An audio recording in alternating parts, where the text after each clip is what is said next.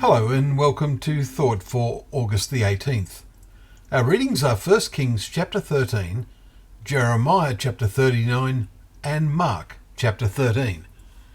And our thought is, from the fig tree learn its lesson.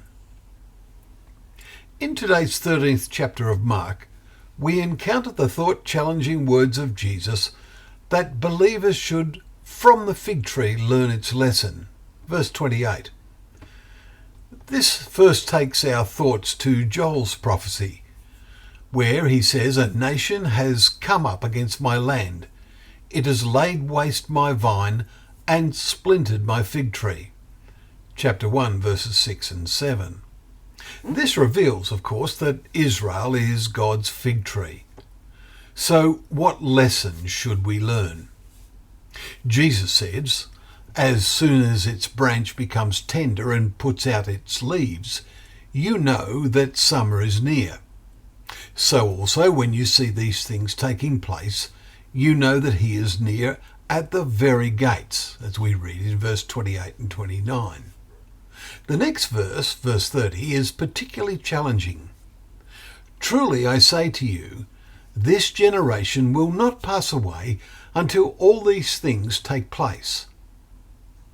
Well, the generation that heard Jesus say this experienced the destruction of the fig tree when the Romans destroyed the temple and scattered the Jews nearly 40 years later. But now God's fig tree has come into bloom again. It was reborn in 1948, 74 years ago. We recall the comment in the Psalms that the years of our life are 70, Psalm 90 verse 10. But the fig tree of this generation is not yet producing the fruit of belief in God. But the point Jesus particularly makes is that the generation of the fig tree will learn a lesson as they see all these things take place. It is rather remarkable that from the establishment of the Zionist movement by Theodor Herzl in 1897, it was exactly 70 years to when the Jews captured Jerusalem in 1967 and made it their capital. So what are we to anticipate when 70 years are completed from when the Jews established their nation in 1948? Only time will answer that question. But words of warning arise in our hearts. We must not be obsessed by dates while taking note of them, but we must make sure that we are really drawing near to Jesus and the Father, so much so that Jesus Christ is formed in us.